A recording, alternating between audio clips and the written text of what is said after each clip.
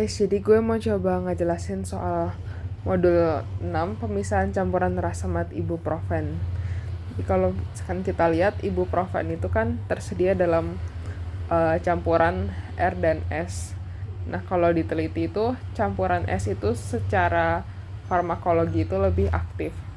Nah, kalau campuran R itu sebenarnya tidak membahayakan juga bagi tubuh kita, tetapi industri farmasi itu banyak yang lebih pengen melakukan pemisahan supaya dapat ibuprofen S-nya aja supaya efek dari ibuprofennya itu akan jadi lebih poten gitu. Nah, di sini gue bakal ngejelasin prosedur dasarnya dulu aja. Jadi kan ibuprofen itu terdiri atas enantiomer yang S dan R. Nah, enantiomer itu kan dia memiliki sifat yang sama ya kan, mulai dari titik didih, titik leleh, terus sifat-sifat fisik lainnya itu sama, sehingga nggak mungkin kita pisahkan dengan metode berdasarkan perbedaan titik didih seperti destilasi, itu nggak mungkin. Nah, jadi perlu kita tambahkan sesuatu supaya dia menghasilkan diastereomer. Nah, diastereomer itu kan salah satu bentuk stereoisomer yang dia berbeda sifat-sifat fisiknya. Nah, di sini kita nambahin di sini aku kasih nama ini SB. Ini kita sebut sebagai resolving agent di sini. Nah, resolving agent ini bertujuan untuk menghasilkan diastereomer dari enantiomer ini, enantiomer senyawa ibuprofen di sini yang aku tulis A. Nah, di sini resolving agent yang kita pakai itu adalah basa quinin gitu. Nah, setelah itu akan dilakukan pemisahan diastereomer karena dia ada perbedaan yang signifikan ya di antara diastereomer. Itu akan didapatkan SSAB dan RSAB. Nah, kemudian yang mau kita isolasikan hanya si ibuprofennya aja, maka resolving agentnya itu akan kita pisahkan kembali sehingga didapatkan bentuk enantiomer murninya. Jadi pemilihan resolving agent itu yang baik itu dia merupakan harus senyawa yang chiral dan dia juga single enantiomer lah. Kenapa harus single enantiomer? Misalkan kita pilih satu bentuk aja, entahkah itu R atau itu S. Karena kalau misalkan kita pilih dua-duanya S dan R, apa poinnya gitu loh untuk dimasukin, untuk dicampur dengan enantiomer lain, malah harus kita pisahin lagi, ya kan? Jadi kita pilih single enantiomer. Terus kemudian yang kedua adalah bereaksi dengan senyawa menghasilkan diastereomer, di mana diastereomer itu memiliki properti sifat-sifat fisik yang berbeda sehingga bisa dipisahkan. Terus harus reversible karena resolving agentnya itu akan dipisahkan lagi dari senyawa yang sudah tergabung tadi. Nah, kalau misalkan kita lihat di sini ibuprofen ditambah basa quinin, dia akan membentuk garam ya. Karena kan itu reaksinya asam basa, di mana ibuprofen kan di sini punya gugus karboksilat bereaksi dengan basa quinin, akan terjadi reaksi asam basa membentuk garam. Ada garam yang SS dan garam yang RS. Nah, di mana perbedaan sifat yang signifikan di sini, di mana yang SS itu tidak larut di air dan yang RS itu larut di air.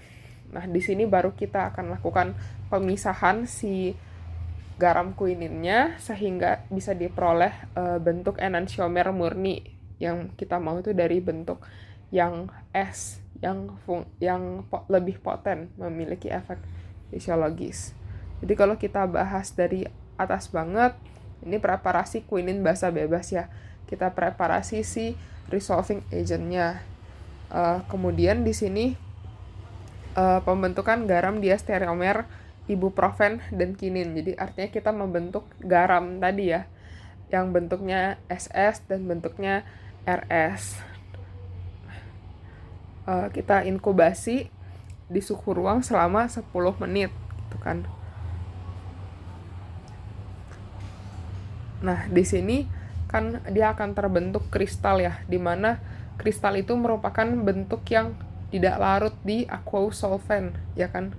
Maka kita bisa memastikan kalau kristal yang tidak larut itu merupakan bentuk yang SS gitu kan, karena tidak larut di aqueous solvent. Jadi kita filtrasi kristalnya, kita ambil, lalu kita isolasi bentuk si esnya aja, kita pisahkan dari garam kuininnya. Nah, si basa kuininnya itu kan sifatnya basa kan, maka untuk mengekstraksi kita perlu penambahan asam yang pekat sehingga si basa kuinin tadi jadi beraksinya tuh dengan HCl, dan es ibuprofennya tuh bisa terpisah. Jadi kenapa di sini kita pakai HCl, supaya si basa kuininnya bisa terlepas interaksinya dari es ibuprofen dan bisa berinteraksi dengan asam yang lebih kuat, dalam arti di sini HCl gitu. Dia akan terbentuk 2 lapisan organik. Kita ambil fase organiknya, dicuci, kemudian itu dapatlah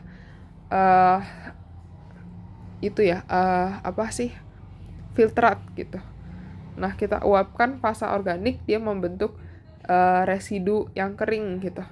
Nah, kita perlu lakukan rekristalisasi. Jadi rekristalisasi di sini tuh tujuannya lebih kayak memurnikan aja sih dari si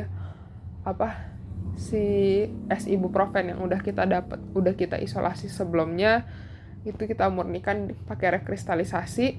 Bisa dibaca mungkin untuk prinsip rekristalisasi itu sebenarnya gimana. Jadi kan rekristalisasi itu caranya adalah kita melarutkan suatu senyawa di suhu tinggi. Nah, di suhu tinggi itu kan dia cenderung mudah larut ya di sini. Misalkan kita larutkan di etanol 70 derajat, kelarutannya adalah sebesar X. Tetapi kan ketika suhunya turun, kelarutan senyawa tersebut akan kurang dari X, ya kan. Kita manfaatkan perubahan kelarutan yang terjadi penurunan itu sehingga terbentuknya kristal. Nah, kristal-kristal yang dihasilkan dari hasil rekristalisasi ini akan jadi lebih murni karena pengotor-pengotornya itu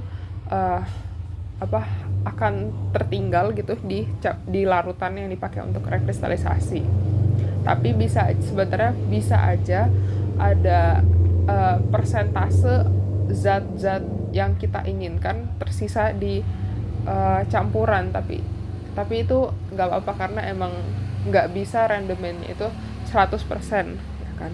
Kemudian timbang produk, hitung randoman. Nah, udah kita isolasi, kita karakterisasi di sini artinya kita mengukur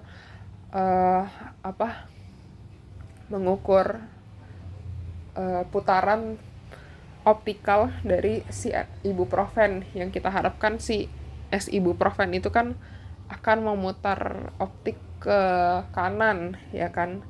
Maka kalau kita ukur dengan polarimeter ini, nanti diharapkan rotasi optiknya itu akan ke kanan gitu.